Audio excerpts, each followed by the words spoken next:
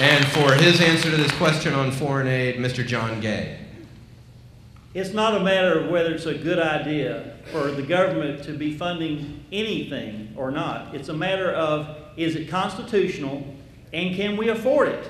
We are spending money, we are borrowing money from the Chinese to spend money that our children's children will have to earn. We have got to cut the federal budget. Survival is a matter of priorities. If you set the wrong priorities, it leads to extinction. We have got to make good priorities, and we have to take care of our own house and our own people first. We can be good neighbors to the rest of the world, but we have to take care of our own country first. We cannot keep borrowing from the Chinese and people that don't like us. And you know, I've traveled around and people say, well, it's a good thing to borrow from the Chinese because then they won't nuke us. They won't attack us.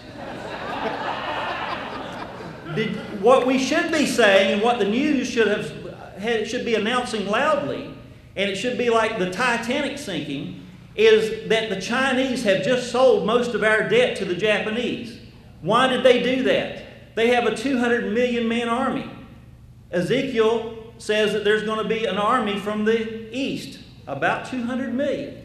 We've got some real concerns here. We have got to cut back. We have got to pray and ask God to give us godly wisdom. And we have got to protect our borders, our language, and our culture first. All right. Thank you, Mr. Gay. All right. Now we turn to question number 2. We're going to be starting off with Mr. Tim Graney. Question number 2. The examples of pork barrel spending are as numerous as they are legendary, right down to the $1.8 million that you guys spent on swine odor and manure management research.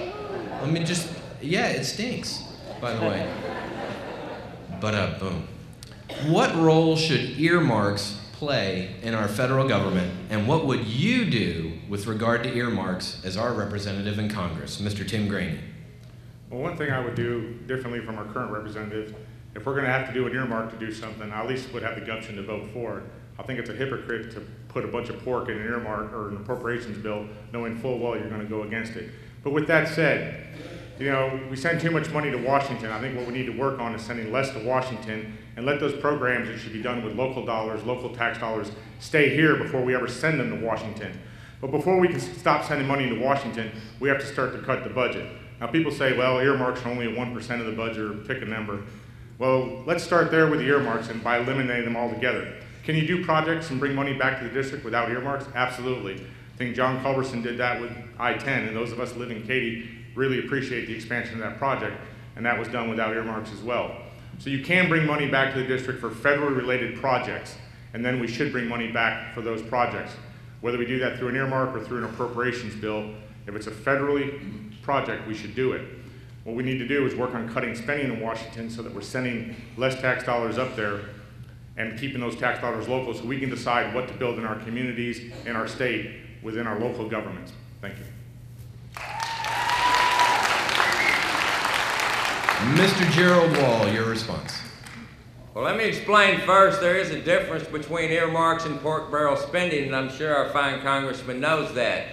Earmarks is when you have a particular project in your district that needs to get done for the benefit of the citizens of this district and for this nation. Pork barrel spending is when you stick $400 million in the 2009 budget and then go to the House floor and vote against the bill because you know it's going to pass anyway. Things like $15 million for a reading program in Massachusetts. What's that got to do with this district? How about replacing the electrical wiring in homes for poor people? You know what? That might be a worthy cause, but it doesn't fall under the federal purview of the federal government to spend money on. I say not. For one, if you're going to spend money, let's at least make sure it's applicable to the Constitution. There's a lot of this spending going on out of Washington that is responsibility of state and local officials. Now, I have talked to county judges down in certain counties along our coast who've been trying to get a hold of our congressman for 6 years to clear out a certain waterway, a natural waterway that's beginning plugging up and it's destroying the ecosystem. They haven't been able to get a hold of him, haven't heard from him, contacting his office. These are the kind of things, but yet we'll go along and stick $400 million in there on a bunch of stuff we don't need. That's the problem with our budget, and it needs to stop. Thank you. All right. Thank you, Mr. Wall. And now we turn to Mr. John Gay for his response. Some will say that pork barrel spending is a good thing because it keeps, these earmarks, I should say, are a good thing because that lets Congress spend the money rather than the president, and it doesn't raise or lower the budget by $1. Well, I understand that, but the problem is the budget should not be that high in the first place. You know, I have this theory of a trophic level. Trophic levels in the food chain where the green algae turns sunlight directly into food, and then small fish eat that algae and then bigger fish eat that. Every time you move away from the primary producers, every step from the primary producers is a trophic level. You lose about 10% of the energy. I believe the same thing happens when they take money from us locally and they take it to Washington in big train loads. They rake off huge amounts for bureaucracy. They send a trickle of it back and they say, now you have received federal dollars and now we're going to regulate your life. If I go out here and borrow $100 from you and then I hand you 20 and say, now you work for me, I don't think that works very well. It was your money that you gave to me when you gave it to me, and it's your money when they took it to Washington. It doesn't become any less our money. Not one dime has ever been, federal dollars has ever been spent on public education, although they keep saying they are, and they regulate our local schools because of federal dollars. It is your dollar, it is my dollar, it is not a federal dollar. The only reason there is federal money is because we say we want the government to run and operate according to the Constitution, to form a more perfect union, and to establish justice and ensure domestic tranquility. That's why we need to cut the pork and the earmarks and get the budget in line to survive. Thank you, Mr. Gay. And now we turn to Dr. Ron Paul. Whether the Congress should designate the spending and how the money should be spent, they would say, yeah, that's in the Constitution. You're supposed to designate it. But if you put an earmark in, they say, oh, no, that's not right. You don't want to earmark it.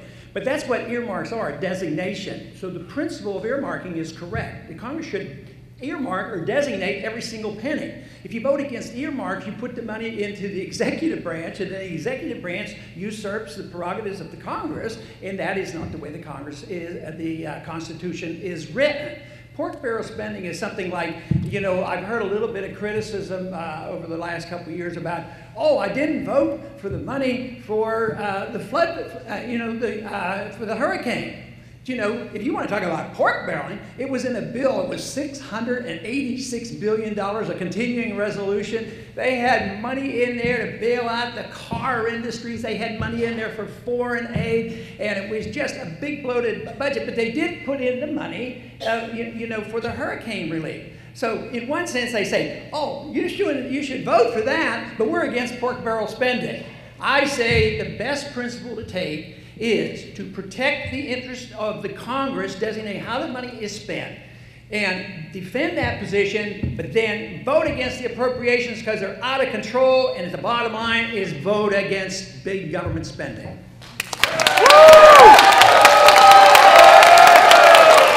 right. And I've been flagged here that Mr. Wall wants to use one of his optional 30-second responses. So you've got 30 seconds. You're going to get a 10-second red card. You got 30 seconds to address this issue once more, Mr. Wall. Thank you. Let me point out something. That's the kind of politics that got us in the problem we're in. If we're going to reduce this budget, we need to quit spending. You can boo all you want, but you know it's true.